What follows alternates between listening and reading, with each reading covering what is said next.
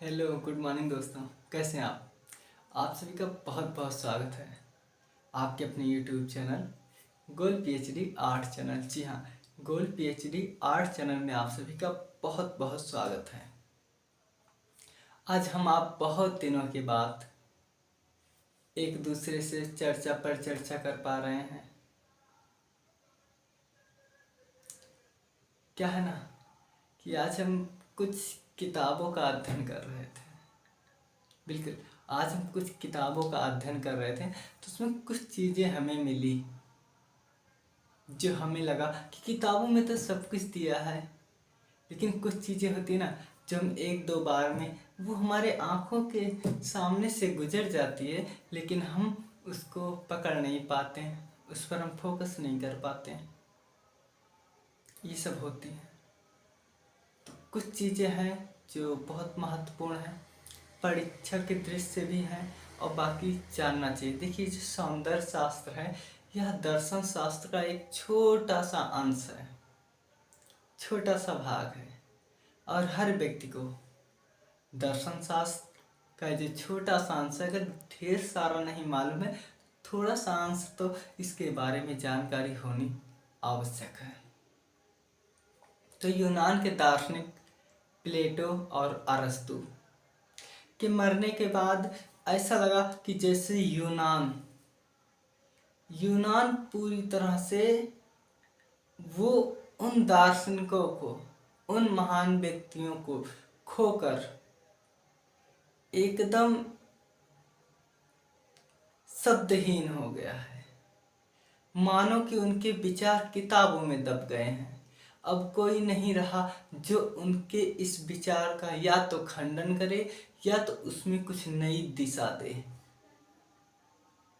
जितने भी विद्वान हो रहे हैं वे प्लेटो और अरस्तु के शब्दों को जो है उसी पर वो मंथन कर रहे हैं, उसी पर वो अपनी पूरी पूरी पीएचडी कर रहे हैं, लेकिन उसमें कोई अलग से अलगाव या उसमें क्या खंडिता है, क्या कमियां हैं, उसको वो अलग नहीं कर पा रहे हैं, उसमें वो कुछ नया नहीं जोड़ पा रहे हैं। सिर्फ और सिर्फ उनको विचार को ही, उनके विचारों को ही वो लोग सिर्फ और सिर्फ एक तरह से उनके जो उन्होंने जो लकीर खींचा है उसी लकीर पर केवल वो लोग बढ़ रहे हैं स्टेप बाय स्टेप। तो जब अरस्तु की भी मृत्यु हो गई तो मानो यूनान में पूरा सा एकदम से जो है आफातफड़ी मच गया, कुछ भी वहां नहीं बचा। तब रोमन में एक विद्वान होते हैं जिनका नाम है सिसरो। उनका जन्म 106 ईसा पूर्व से लेकर के 43 ईसा पूर्व के मध्य उनका पूरा जीवन काल था।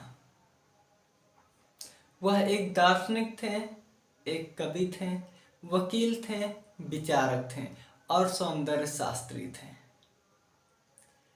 उन्होंने अपने विचार प्रस्तुत किए और उन्होंने कला को, सौंदर्य को एक नई दिशा देने का काम किया।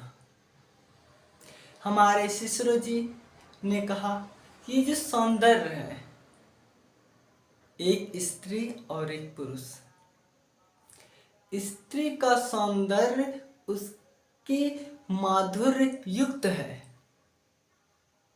स्त्री का सौंदर्य जो है वो माधुर्य युक्त है, और एक पुरुष का सौंदर्य उसकी मर्यादा होती है। बिल्कुल, उन्होंने कहा कि एक स्त्री का जो सौंदर्य होता है, जो खूबसूरती होती है, वो माधुर्य युक्त होती है, लेकिन एक पुरुष का जो सौंदर्य होता है, जो उसके विचार होते हैं, वो सब उसके मर्यादा से जुड़े हुए होते हैं। बिल्कुल, उन्होंने कहा कि उनके मर्यादा से जुड़े हुए हैं। और जैसा कि हमने पहले कहा कि प्लेटो और अरस्तु के मृत्यु के बाद यूनान को ऐसा कोई दार्शनिक नहीं हुआ जो उनके विचारों का खंडन कर सके पूरी तरह से।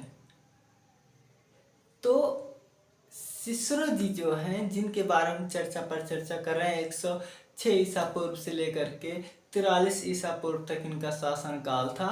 इन्होंने जो है प्लेटो के जो कुरूपता पर उन्होंने अपने वाक्य दिए थे कि कुरूपता भी खूबसूरत होती है, कुरूपता में भी सौंदर्य होता है। सिसरो जी इसका खंडन कर रहे हैं। और दो महान वैज्ञानिक कह सकते हैं, सौंदर्य शास्त्री कह सकते हैं, जिनका नाम है प्लूटार्क और लोजाइन्स कहते हैं, ठीक है। इन्होंने क्या किया कि सिसरो ने कहा कि कुरूपता में कभी सौंदर्य नहीं होता। बिल्कुल, उन्होंने कहा कुरूपता में कोई सौंदर्य नहीं होता।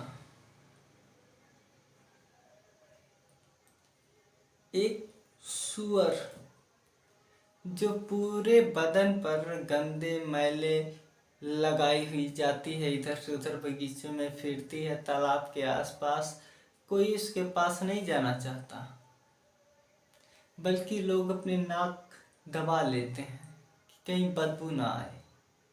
वो सूअर जिस रास्ते से जाती है ना, लोग उस रास्ते से अलगाव बना लेते हैं। अगर झाड़ी हो ना, तो लोग झाड़ी में जाना पसंद करेंगे, झाड़ी के रास्ते से जाना पसंद करेंगे, लेकिन उस रास्ते से जाना पसंद नहीं करेंगे। ऐसा सिसरो जी ने कहा।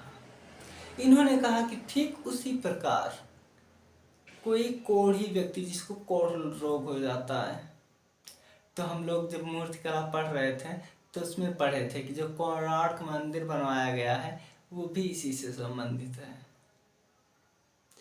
तो जब कोई व्यक्ति जिसको कोढ़ी रोग हुआ हो, कोई उसकी सौंदर्यता नहीं देखना चाहता, वो इन्होंने कहते कि वो सौंदर्य नहीं है, क्योंकि कोई ये नहीं चाहता कि अगर सुंदरता होती तो हर कोई चाहता मैं भी इसके जैसा होता, लेकिन कोई ऐसा नहीं चाहता। तो कुरूपता कहीं ना कहीं सौंदर्य उसमें नहीं होता। कुरूपता सौंदर्य के ठीक अपोजिट होता है, विपरीत होता है। इस तरह से जो है सिसरो जी ने इस तरह अपने वाक्यों को जो है सौंदर्य शास्त्र में दिया है। और उन्होंने एक नई सौंदर्य शास्त्र की परिभाषा दी कि स्त्री के अंदर माधुर्य युक्त होता है और पुरुष के अंदर मर्यादा। अगर पुरुष के अंदर मर्यादा नहीं है तो उसकी कोई सुंदरता नहीं है।